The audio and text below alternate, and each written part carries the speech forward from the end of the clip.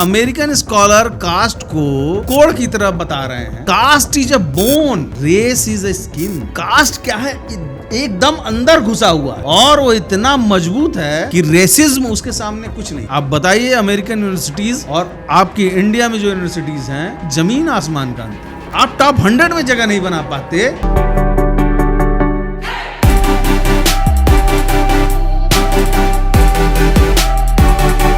नियम अमेरिका में आज से नहीं 1950 से लागू है। वहां इसको DEI बोलते हैं, डाइवर्जन, इक्विटी एंड इंक्लूजन।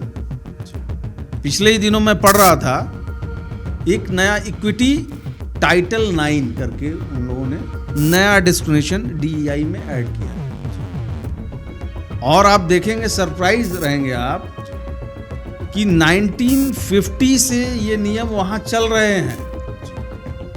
आप बताइए अमेरिका किस मामले में, या यूं कहें तुलना करें अगर यहाँ के यूनिवर्सिटीज में और अमेरिकन यूनिवर्सिटीज में, भारत की एक भी यूनिवर्सिटीज टॉप 100 में नहीं है।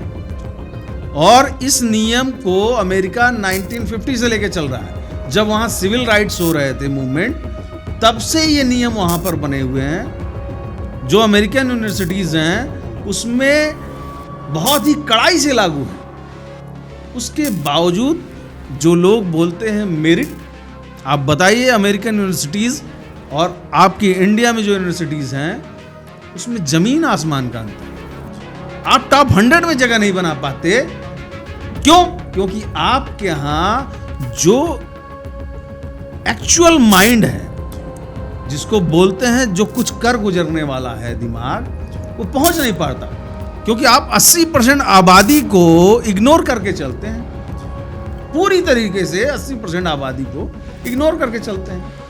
तो जाहिर सी बात है जो वहां पर टॉप क्वालिटी के जो माइंड पहुंचने चाहिए इंडियन यूनिवर्सिटीज में, वो पहुंच नहीं पाते हैं। लेकिन ये नियम 1950 से अमेरिकन यूनिवर्सिटीज में कड़ाई से लागू हैं और आज अमेरिकन यूनिवर्सिटीज कहाँ हैं और इंडिया की यूनिवर्सिटीज कहाँ हैं, आप तुलना करके समझ सकते हैं। तो ये इग्नोरेंस का कारण केवल ये है कि वो पिछले वर्ग से आते हैं या ओबीसी? बिल्कुल। मैं एक किताब पढ़ रहा था, इसाबेल, उन्होंने किताब लिखा है कास्ट के ऊपर। वो अमेरिकन जर्नलिस्ट हैं बड़ी जी। उन्होंने लिखा है कि जो कास्ट है, it is powerful infrastructure of division. मतलब ये ऐसा इंफ्रास्ट्रक्चर है कास्ट कि वो लोगों को इतना डिवाइड कर देता है कि वो आपस में बटे रहते हैं और जो कॉमन कॉज है उसके पीछे यूनाइट होकर लड़ नहीं पाते। आप सोचिए कि अमेरिकन स्कॉलर कास्ट को कोड की तरह बता रहे हैं। वो ये भी कहती हैं caste is a bone, race is a skin. आप सोचिए कास्ट क्या है?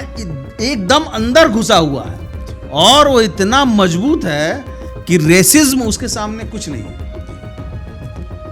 आप ये सोचिए कि बाहर के स्कॉलर इस बीमारी को बहुत सीरियस तरीके से लेते हैं, लेकिन हमारा जनमानस इसको सदियों से ढो रहा है।